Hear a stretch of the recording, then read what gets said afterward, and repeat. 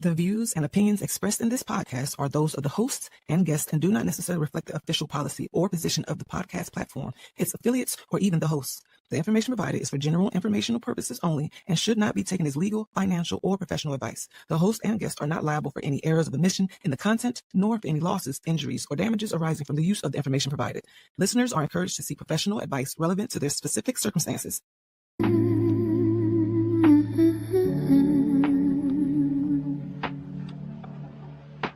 A frank conversation with a moon. With a moon. Real stories, real people, real conversations. Just fine. You're listening to real frank conversation.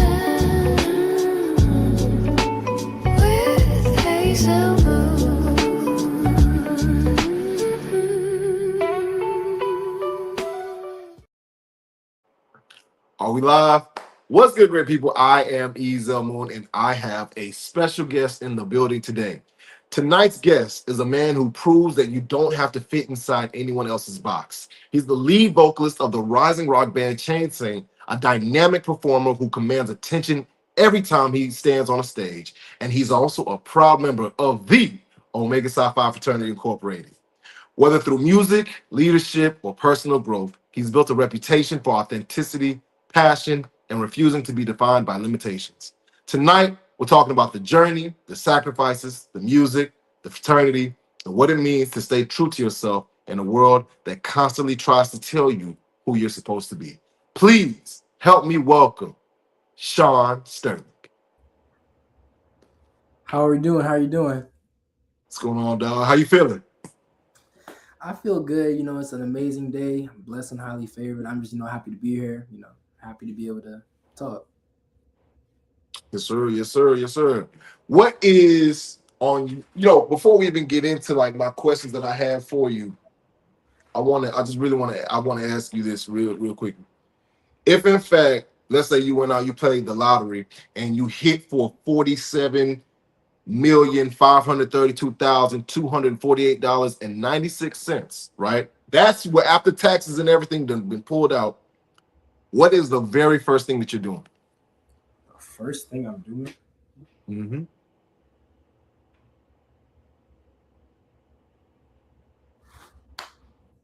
I'm calling my LB because he's in finance.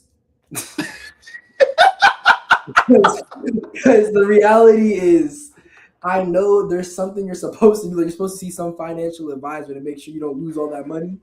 The thing is that I don't have. I need to find one, so I'm gonna call my LB, and he's gonna tell me what to do with it. No, that actually makes sense. If you have a finance of somebody that's in finance near you, you kind of want to just go ahead and hit them up so that they can give you good directions. But that's great. But for me, it's interesting because you are a rock star, like an actual rock star, right? So to say that I'm going to be fiscally responsible and the rock star life is literally right there to just to throw your funds at, why be fiscally responsible? Because the thing is that, like, it's like you rolling in dough, you got a lot of bread, but it's like, right, you can turn. I watched this a video. I've seen multiple wealthy people say this, like specifically our frat Shaq, like, right. He said being rich, the difference between being rich and wealthy. Being rich means you have money, you can live that lavish lifestyle, you can do all the rock star stuff, own the cars, own the nice houses.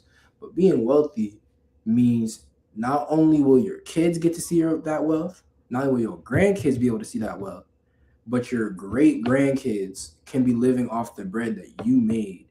And the fact of the matter is, I would rather have that kind of wealth that lasts rather than have a solid like 10-year split, the 10-year sprint where I'm just spending money like it's crazy. Because eventually, if I don't treat it right, that money's going to be gone. And then what do I have? Amen, amen. So you're thinking about so you're literally thinking about the people that are coming behind you. Uh-huh. That's the right thing to do. I feel it. I feel it. Let's get into this really quickly. For people who are meeting Sean Sterling for the first time, who are you beyond the titles? Who am I beyond the titles? I mean, I'm just a really wholesome, loving, caring dude. Got a little brother. Well, got a little brother, older sister, older brother. Parents, I love them. I value my family, value my friends, and at the end of the day, I just want to try and be a net positive to the world. That's really all it is. Any way, shape, or form. What was the talk to me about that moment that you realized music wasn't just something you loved, but it was something that you had to pursue. I mean, it's because the fact of the matter is, I've always been in music. It's just something I always did. And I mean, you're not going to be able to tell it now because, like, we just having a flowing conversation. But I genuinely do not consider English to be my first language. I consider music to be. There is a Hmm. point. There's a point in time where it was just like I've struggled to get my feelings or emotions or my thoughts out with words, whether it be speaking or writing. But I could always just play a little lick. I could go on my guitar, play something. I could sing something out, play something on piano. It just always felt natural. That's interesting. That it's more natural to speak through music than the actual language that we're conversing in right now. Yeah. I I love. I want to be very clear. I love music. My ears are eclectic. Like literally, I can listen to anything. Which is why I kept using your song "Animosity" inside. I love "Animosity." For real? Um, but I will. I've never ever. I mean, I've conveyed, right? I built, I've been the guy that built the little, CDs, and I'd give it to a girl, let her know, hey, this is how I feel about you, right? So, Yeah. I'd be like, song selection was my way of, speaking through music, right? Or playing something around someone else and let them know, like, hey, this is the vibe that I'm in. But to actually, pick up a guitar or hop on a piano and actually play something or even be able to sing, man, I can't. I wish I had like that. That's talent. That's talent. I mean, that's just what felt natural to me always. Mm. Just I I live my life through sonic vibrations. That's what I like to say when I'm feeling eclectic. You know what I mean? Like I live life through sonic vibrations. That's hey, that's a good one. Like that actually. Somebody That's a told me good one. that. Hold on. Hey, yeah, that's the subtitle for this interview. I live There it life is. through sonic vibrations. I love that. Sonic vibrations. As a matter of fact, that's what you're going in as my phone now. Look, hey, wait, hold on. What number are you on your line? You an ace, deuce, or trey? Deuce. You the deuce? Oh yeah. I'm smooth changing you to sonic vibrations in my phone. That's that. Um, My line name's actually Purple Rain after Prince. that's a good one. That's a really good one. You deserve it because of the fact that you can play so many instruments, right? Yes, sir. What? Okay, tell me this. Give me. Like what made you like pick up like so many different things, and how do you continue to, how do you stay on top of your craft? Honestly, what allowed me to do it is because not it's like I said, it's like my actual like that is my language. And then I Right. just transfer what I do know to different instruments and I see, okay, what are the similarities? I also am a very big ADHD kid. So it's just Yes. like for like probably like 2 months, I will hyper fixate on an instrument, try and get as good as possible. And then I'll go to the band room and be like, is that a trombone? I gotta learn I gotta learn that. Next thing I know, like, oh, this insert instrument here, I gotta learn that. So, it's like, and then I also ended up doing these things where it was like, whether it be, I grew up in classical music, like singing choirs. So I would like take the pieces of music I'm given and go into my DAW, sing in every single part and make a choir out of myself. I'll try and make like covers by myself just in my room just because it's fun to me. how'd you get your voice, to be able to do, to carry a note for so long? In the clip that I uploaded, I was so like enamored with the fact that, man, he's really holding that in front of a large crowd, and he's killing it, like no backtrack, nothing. You were like, that was you. Talk to me Yeah. about, like, what I'm saying, building up that skill in particular. That skill, it's a lot. So Mhm. it starts from breath support. Everything with your voice comes from your breath. You got to think before the lungs. You have to think about opening up the space. Your diaphragm, it sits like an upside down bowl. When you breathe deep, it'll actually flatten. It allowed like for you to build more space in your lungs. So you're not taking those shallow breaths you take with like how we're talking. You get that like Right, deep breath. Like you see my shoulders don't move. right. Fill it all up, and then when I scream, I think of it as if like there's a little Mm, flip, flick it on. It's like soft voice, harder voice, octane, and I flip it to octane, and I just push. But I don't push. It's like I don't, it's hard to think about because I think about it's hard to word it. Like like I right. was talking, it's hard to put into words. I also think about it like there's a valve, and I'm controlling like the amount of pressure coming out, like the amount of like what I'm sending, so I can just sustain the note for longer. Got it, man. It's whole chain. You know, a lot of people, for example, what's my guy's name? Eddie Murphy. He said that they only picked one thing, and that was the one thing that they were going to do, and then they branch off into a bunch of different other things. Did you ever think about having a backup plan, or was music just always the destination? It's funny. My backup plan, all my backup plans stemmed from being in music. Okay, So, so like you go ahead. I mean, like, because I knew music's what I wanted to do, and from Mhm. a very young age, I was like, I want to be a performer. I want to be somebody in front of crowds. And then I was like, so everyone's like, oh, what about a backup plan? I was like, oh, okay. I guess I could work at a studio so I can record music and put it out so I can eventually be in front of crowds. It's like I'm stubborn, dog. I'm stubborn. Yeah. I was gonna get this regardless. And then there was a That point. man It's like, said, yeah, hey, no matter what, I don't care what it is, I'm gonna be in something with music, and I'm gonna make this music, and somebody's gonna listen to it. exactly. Like, There's this place called Marquee Music. Like it's where the band used to rehearse all the time. I was like, right. okay, if I don't do it, if I don't make it this way, go work Mhm. at Marquee, give me a little band, and pimp out the studio, pimp out the rehearsal space.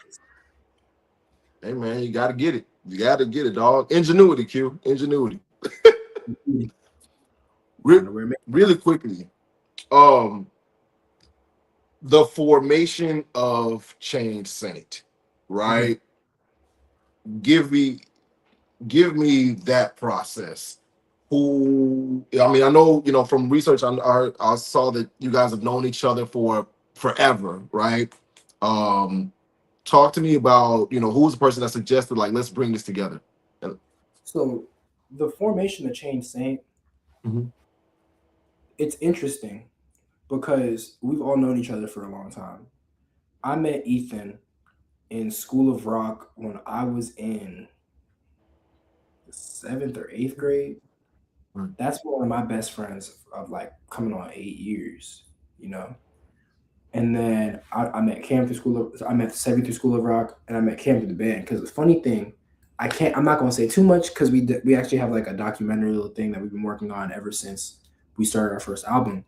But Oh, nice. I wasn't the original singer.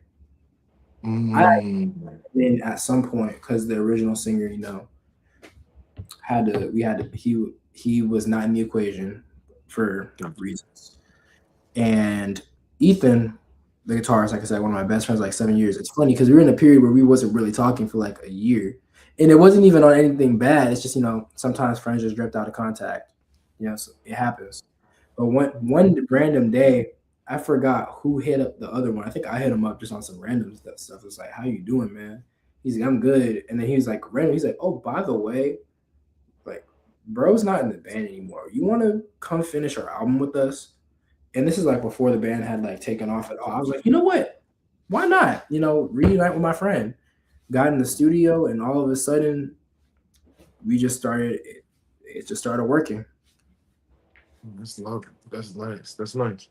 Listen, if you need somebody to help interview for the documentary, you let me know. I I will. will gladly do it. I don't mind. I mean, that's yeah, all great bands deserve a documentary and a part two. Don't ever forget the part two to the documentary. All right, It's in. just I think everything should come in twos. but oh my god, you know what? All right, dog. Yeah, bro. All right. Give me you know, some of your biggest obstacles early on. You know, what was what is something that you felt like was holding you back, something that you had to overcome, to even just to be able to sit here in front of this audience and talk to me now. Okay. I mean, the most obvious one I would say, which well, people don't think it's obvious, which is kind of funny. I used Hmm. to and sometimes still do have a little bit of stage fright. It's a thing.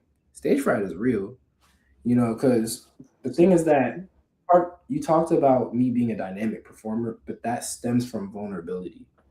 You have to actually be able to be vulnerable on the stage. So now it's like imagine opening yourself up to the fullest extent for 5,000 people. It's draining, it's exhausting, and it's scary. The thing is that even though I've been performing for so long, I've been performing from since a very young age. Like I was always in larger scale, like what how do you frame it? Like choirs? I'd be in like big bands, So it's and yeah, I'd be getting my solos and stuff, but like it was different because I had something I could fall back on. As the frontman for a metal band, it's like yeah, I have my bandmates, but Cam way back there behind the drums. Ethan and Sebi have guitars and basses they can hide behind, but I'm not playing anything. You know, all I have is me and my microphone, and it's my job to make you feel something.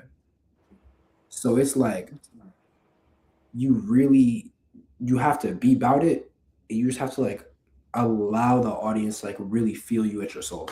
So it's a lot and it's scary, but it pays off. How would you describe your sound? Especially to someone who has never heard your music. I say your metal like it's thrash for It me. is 100%. It is 100%. It's thrash. We're combining a little bit of hardcore into that, but on Right. top of that, I would say the biggest thing I'd say is it's like a raw ball of energy. It's like a ball of fire, and it's just like don't get too close. But like when you look at it, it's like oh, that's pleasant. It's fire. Favorite mosh pit memory? Ooh, I don't know if I got a I favorite one. got five.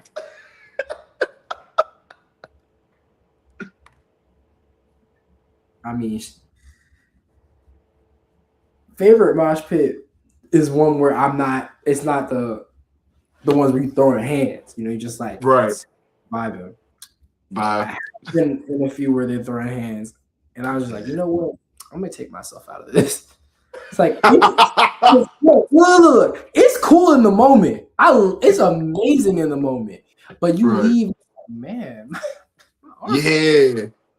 I'm not gonna lie to you. I'll never forget the time I was like, you know, well, I was leaving a mosh pit and I was like, what cut me? Like, how did this happen? How did this happen? Damn.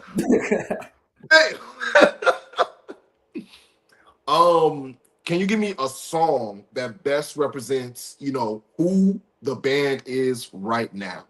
Okay, right now, right now it's gonna be 1,000 tons. That's just like that's a song that is closest to where we sit. We are dropping new music very soon though. And with that, there's two songs that my two favorite songs off of that are called Punk and Uncrowned. But I'll leave that. I'm just gonna leave that in the ether. Okay, all I know is that ether better make its way to my phone. Just let you know. Yeah. Well, yeah. You don't sit down on the platform. Yeah, let me get that new music before it comes out. Good brother. Yep. I will say let me get, we have performed all the songs off this new release already. You can probably find it. Okay. All right. I'm gonna be on the lookout. When's your next what's your next show? Next show is gonna be July 15th or 16th. That's when we start our tour.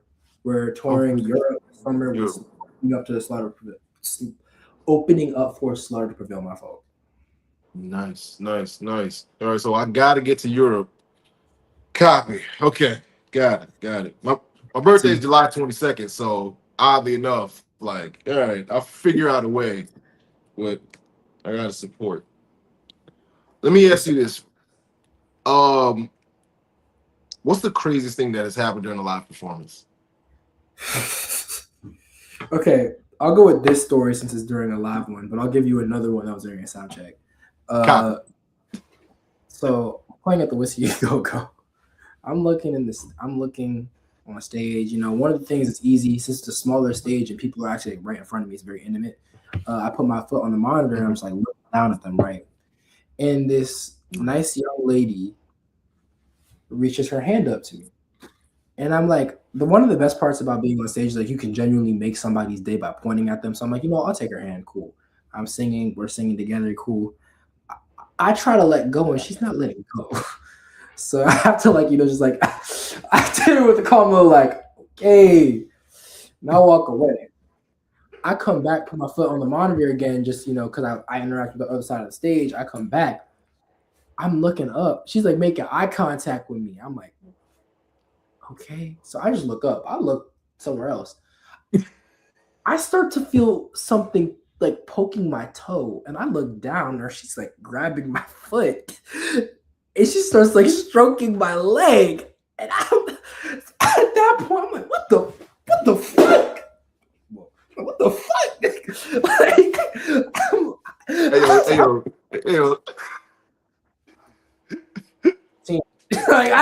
that point, yeah, you gotta back away from the edge of the stage, good buddy. You gotta hit one of these. You gotta cue Superman backwards, young dog. Yes. We got a kick slide. Yep. Because man, I'm telling you, that is they are out there. Have you had any more interactions with fans that you feel like have made you side eye and be like, you know what, maybe I should just be less accessible? That's the next story. That's when it really went too far. Okay, copy. So we're sound checking in Arizona. Right. We hit the last note. I'm like, cool. And the thing is that for this show, there's already happened to be people like gravitating over because the festival grounds are like semi-open already. So it just kind of worked. So people just like gravitating over. Right. Last note. And we're gonna get some stickers to pass them out because like that's one of the best ways to promote yourself. It's like hey, we're Chain Saint. I hope you can come back later when we actually play. Before I can even turn around, I turn around and look over at my guitarist, like see like what's the move from the crowd. Sign my titties. Excuse me. I just ignore her. I'm hoping that it wasn't directed towards me. I start talking, sign my titties! Oh, fuck. You signed them titties? No. No, I did not. And now a lot of people be like, bro, why? I don't want to say too much. Just, that was not the pair of titties you want to sign. Copy.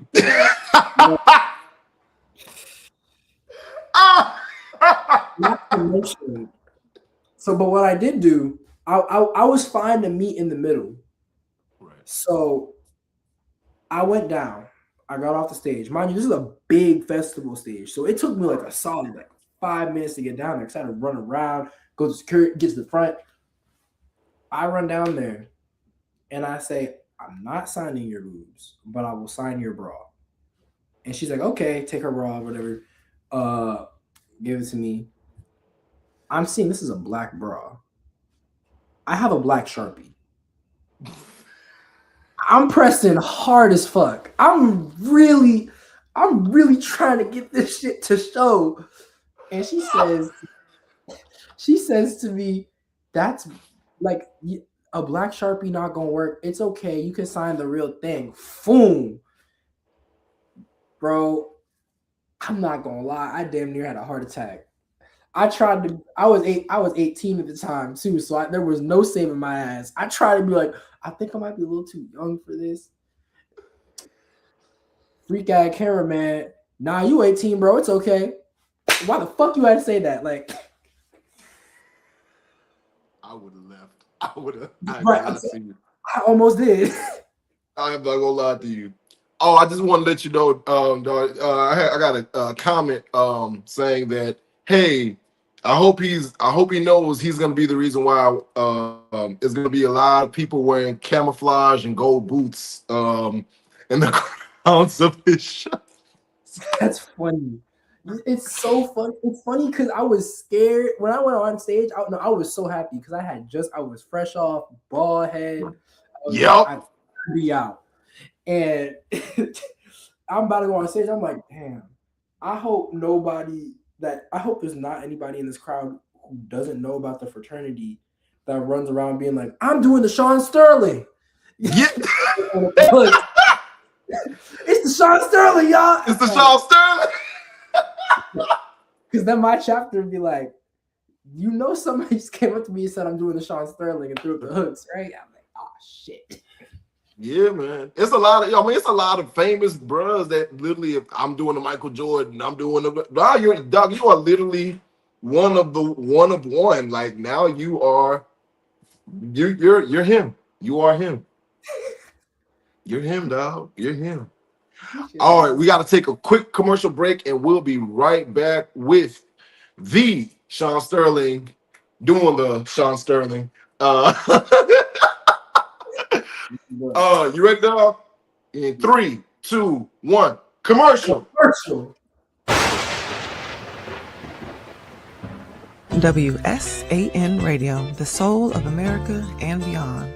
Join DJ Ron G and the WSAN crew every day for the Ron G Morning Show, Funk Friday, and Gospel Brunch Sunday.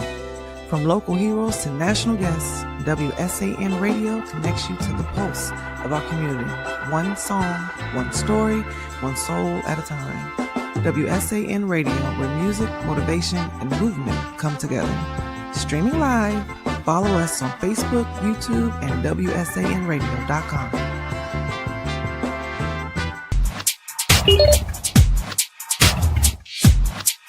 Got me together with this two-piece. It's the good leggings, no see-through business.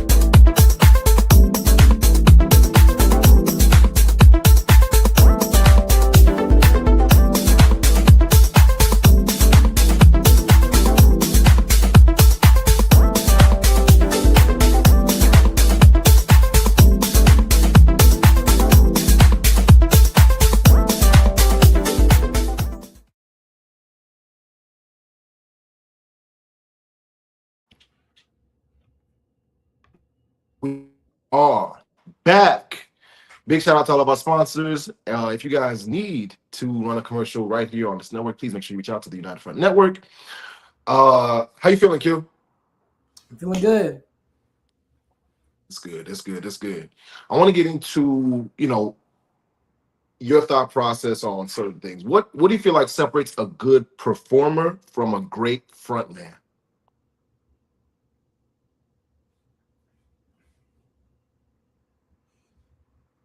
I gotta think about this. Hmm. Perform from a good front man. A good performer from a great frontman. I will say a great front man is a good performer, but a good performer is not a great front man. Because the thing is that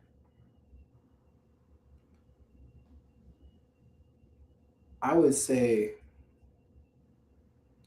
a great front man, a good performer can do front man things, but as a front man, you actually have to be very perceptive. Like a good performer can go up there and do something scripted. So it's like I've had a lot of people be like, "Oh yeah," like it's funny. I was talking to my guitarist about this the other day because we're working out the set for what's it called for Europe. yeah, appreciate it. Uh, and a lot of times we'll have like the hard time limits. So it's like, oh, Sean, you should probably script what you're gonna say, but anybody can do that. But as a front man, it's literally like I told you before. It's my job to like make you specifically feel something. So I could script and be like, oh yeah, I'm gonna say this. But if the crowd's not responding the way I need you to, like let's say this is a perfect example. Arizona. Like there's certain times where I'll be like, I want to see everybody start open up a pit. I want to see a mosh pit. But the thing is like everybody was old. So what do I look like telling a bunch of old people to start a mosh pit? Like it makes no sense. So it's a whoa, a great front man is perceptive and will and can come up with stuff on the fly and will be like, okay, this is exactly how I need to maneuver to make sure this is good. I need to take a step back so my other performers can shine for a moment. A good performer is able to just get the job done, go on stage and get through it and look good. Mm. I respect that. I respect that. Rock music has often been portrayed a certain way. What has been your experience as a black artist in that space? My experience has been decent. Of course, there's some crowds that it feels like, Yeah. but the fact of the matter is, and this is where, I would consider myself a decently humble person. That's my LB. Oh my gosh.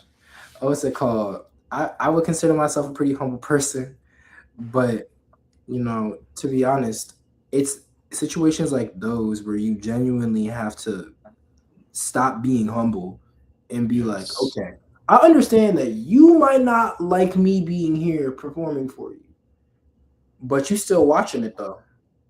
Like I'm on the stage. I'm here for a reason. And when you really start to think that way in those moments, it's not that bad. Because the fact of the matter is, behind closed doors in those rooms where we're talking about things that nobody gets to see, Mhm. I'm being treated with respect. I'm treating other people with respect. At the end of the day, we're all human. I'm a performer. You're an agent. We're talking business. Give me your thoughts on, you know, having more artists that look like you inside that space. Do you feel like it would help or hurt the culture to have us explore rock music more? I would. And matter of fact, there's a band called Paradox. Paradox. They're a black pop punk band. Mm. Their big thing recently has actually been returning rock music back to its roots. Because rock music does stem from us. Now, maybe metal as a subgenre didn't 100%, but rock music did. And where rock and roll has split, it actually leans more on the metal side than it does on the pop. pop rock side. So I will say, I think it'd be great for the culture, because at the end of the day, rock music is surprisingly like encapsulating it like a lot, and you can do so much with it. I've always been one to where it's like I don't listen to genre, I listen to sound, I live. What did I say earlier? I live life through sonic frequencies or sonic vibrations. Sonic vibrations. It's like those sonic vibrations are actually have such a color to them where it pulls you in and you can use it for different purposes. It's like I think it's a space we should be in. Yeah, definitely. I know I call you Sonic Vibrate. I'm calling you that. I just want you to know that you have your line name, and then you have the name that this is what you're getting. Okay, just letting you know. It's okay. And it's gonna look cool. It's gonna look cool. I'm gonna send it to you. But talking about the fraternity, right? How has the frat helped shape the man that you've become? Well, I mean, Exhibit A, my line brothers in the chat. What's good, Andrew? Rue. The funny part is he's literally outside. That's the funny part. At this point in the interview. But what's it called? How the fraternity has helped me shape me as a person. I mean, because there genuinely is just another standard that we hold ourselves to as Omega Men. And the family I've gotten from it, the friendship I've gotten from it, they like my LBs, my pros, my extended, who's also here, like they all genuinely ground me down, because at the end of the day, my LBs they've seen some things out of me, and I've seen some stuff out of them. But at the end of the day, it's like they've seen me when I'm low, but they've seen me when I'm high. But they'll always keep me humble, and I will always keep them humble. Same with my pro fights.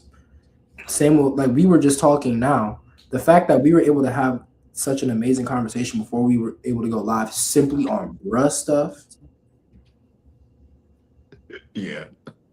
And it's like, it's incredible. It's like we are bonded and we just met. Yeah. Literally, yeah. There's some other things that, we can't talk about, but right. It's like once you become the bros, Yeah, absolutely. All the things that are hard but fair and sad but true, we do not discuss those. Yeah. We just gotta hold that in our bosom and keep going. I wonder for you, right? Because it's been, I crossed 2011, and you crossed in 26. That's a 15-year gap. I wonder what lessons from Omega show up in your career, in your aspirations. What lessons from? Actually, a lot. Yeah. One being that, and this is like not something Omega has specifically taught me, but one thing I've taken, which is something I love about the frat. Just like you could just take stuff from it and it just makes sense. But the fact of like literally working with family, like, because at the end of the day, our chapters are business. So it's like you still have that chapter account, you still have to have those events. You got to think about the cream on the yard, if you will.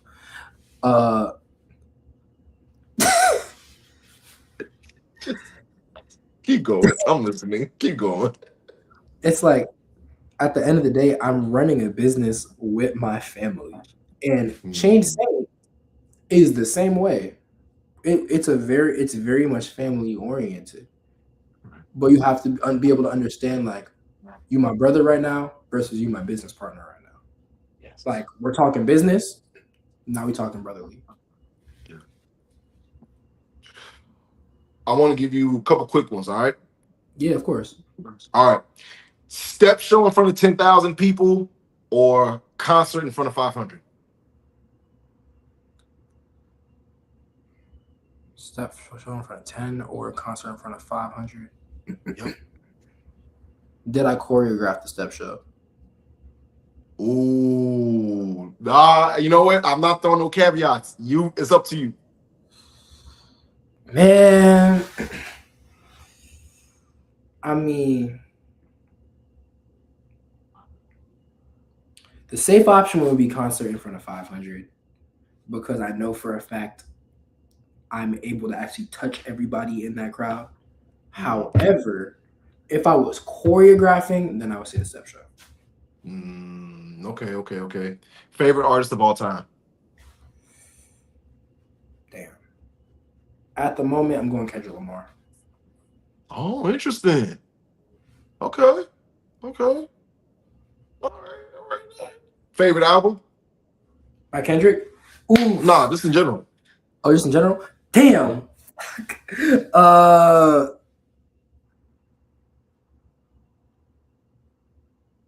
Okay. Can I give two? Absolutely. All right, bet. I'm going to give Metropolis Part 2 Scenes from a Memory by Dream Theater. And then I'm going to give you Mr. Morale by Kendrick. Okay. Dream collaboration. I would love to work with Dream Theater. I'd love to work with Kendrick. Love to work with Tyler, Playboy Cardi. Like, I have a whole list. Bro, if you do something with Tyler, you better call me. Like, call me. I just call me. Tyler's so talented. He's so talented. What? Yes. Like, it's awesome. You know what I mean? Like, because he's literally just said, yo, I'm going to build this thing being myself. Exactly. You know what I mean? Authentically him. And it's addicting. Yes.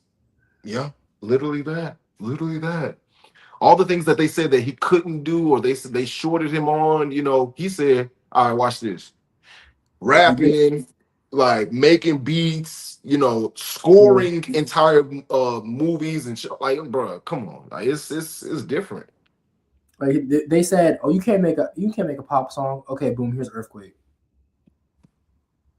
Hold, bro. Just because you said just because you said I can't do this, bro, I'm just gonna go off and do it. Not even just because you said it, but because of the fact that I like this. You know what I mean? I like what I create. It's a beautiful thing to love what you create, bro. It really is, man. Like, it's a beautiful thing to, like, when you find something that authentically resonates with the parts of you, and you're able to say, yo, you know what? I'm going to put this out there into the world, and I don't care what anybody thinks about it. I just love the fact that I did this and I created this. Like, this is my thing, Like, how often do you write for your, like, what I'm saying, as far as for music? I write every day. Oh man.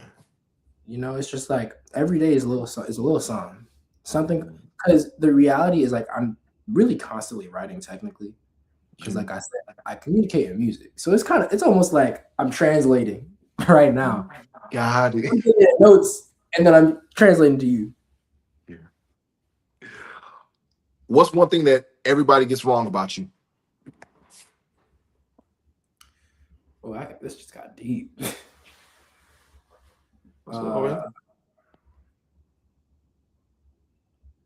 One thing that everybody gets wrong about me.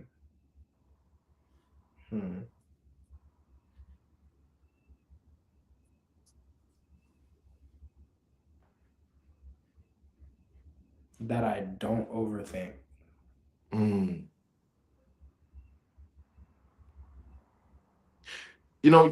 It seems like from what you said earlier in regards to the stage fright and just now talking about overthinking, how are you overcoming those feelings?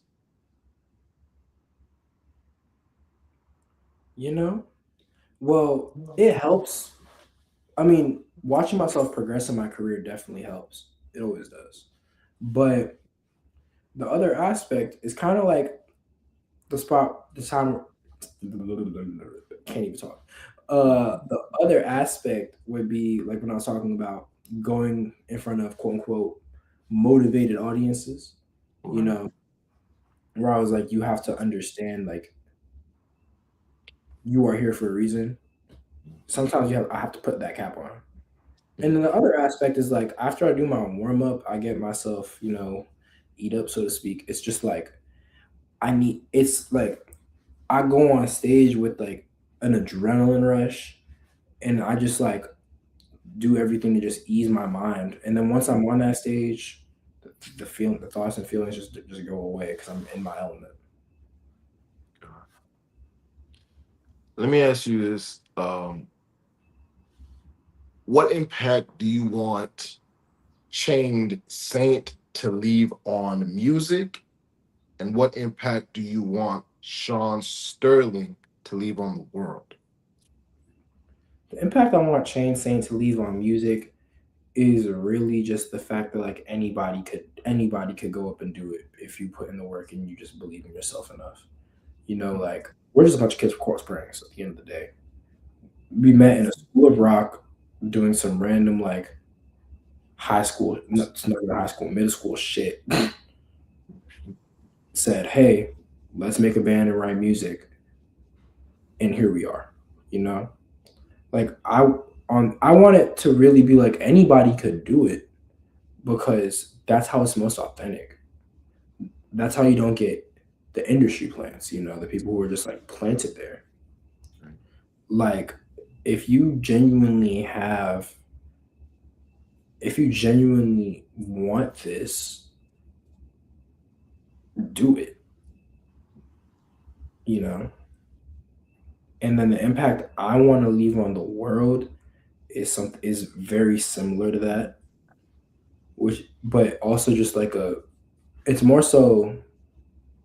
Obviously, I want to be charitable. I want to give back. I want to give to the people who came before me, but pay homage to the people who came before me and leave for the people who come after me. But the legacy I want to leave is just that I'm just a dope dude who just loves his craft. But at the end of the day, I am. Yes, sir. And that is coming from the Deuce Dog, Purple Rain, QKA, Sonic Vibrations. I want to get into the goal of the show. The reason why I do this thing, which is philanthropy, garnering support from the audience and putting it towards a charity or nonprofit that you care about. What charity or nonprofit would you like to spotlight today, give a shout out to, and why is the cause that it faces so important to you? Okay, so I'm shouting out the Hurricane Bane Foundation. It's actually interesting that I'm mentioning them because my Ruben Bain, who is the person who runs it, is my prophyte. And the reason why I find it important to me is because before I even became the Brez, I saw him do that.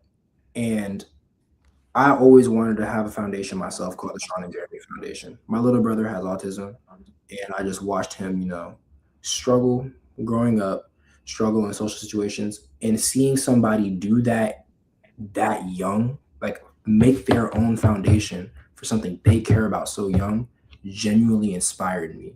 So that helped, like literally by watching this foundation just exist, it helped me lock in 10 times more. And I actually never got the chance to tell Ruben that. So I'm actually going to do that when I get off of this call. And then, yeah, I mean, they actually are having a back to school drive at the end of July. And we're just going to come in, donate, give just different, what is it called?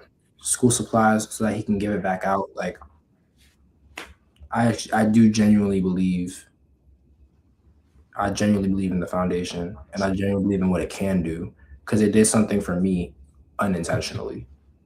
So that's how you have actual power. And what's the word? I'm like, I should just get a guitar and play it. That would literally be the dopest thing. Because that would be so uniquely you, the power and influence that it has. But hopefully though. That's how you know it has substance and value. That's what it is. Yes, there it is. Substance of value. You Quick know, second. I want to say, thank you so much for mentioning them, and hopefully those who are on the sound of our voices, they shall in fact, feel so inspired by the conversation today that they go out, they donate, whether it be their time, energy, effort, or school supplies for the event at the end of July to the Ruby Foundations. Dog, thank you so much for coming on the show today. Before we close out, we like to leave with words of wisdom for the next generation. So, for you, I ask this: what words of wisdom would you have for someone who wants to get into the School of Rock? For School of Rock, I'm gonna do you one better. I'll do School of Rock, and then I'll do just to actually like make it in this industry. Yeah. To the School of Rock, it's so funny. You just gotta show up, but like you gotta sign up and like mean that because you need like you can go to School of Rock and just be there and exist and be like, okay, I go to School of Rock, or you can go and you can do all the shows, get yourself good at whatever you're doing, whether that be singing, guitar, drums, and then you can go be in a house band. And you can go from the house band B to A. Then you can go from team A to All Stars. Now you're touring with the School of Rock. But that only goes so far. From that, what you need to do is you need to find yourself a group of friends and just start playing. Play with people. Really own your craft. Because the matter of fact is, this industry waits on nobody. It's vicious, it's difficult. However,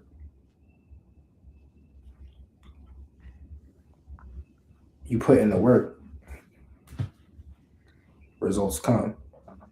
And it's better to get into it young because I don't want to say there's a lot more leeway, but when you get into it young, that's just one thing you have on your side that you can kind of throw in your musical resume, if you will. Like, look at what I'm doing, and I'm young too. It's like I'm doing it at this age. Imagine what I could be doing at 25. So that would definitely be my advice for a young artist. Get into it and own it and be about it. Most definitely. Most definitely. Brother, thank you again for coming by to a frank conversation. My producer's gonna bring you down, and I'm gonna close out the show, and then we can wrap after this. Yes, sir. All right, now, man. Big shout out to Sean. You guys, please. You know what? Let's all go to Europe.